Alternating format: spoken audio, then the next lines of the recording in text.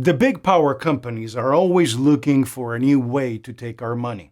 They even started buying up big battery companies recently so they can start charging us more for batteries.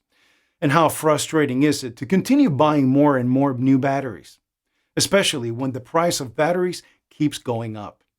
The little guy needs to stand up for himself and take matters into his own hands. But is it even possible to stop buying new batteries and break our dependence on the big battery companies? Well, now it is. Because thanks to easy battery reconditioning, you can bring your old and used batteries back to life. Even a used car battery that cost a small fortune to replace can come back to life. Take back the power into your own hands today and click the link below now to learn how to bring used batteries back to life again.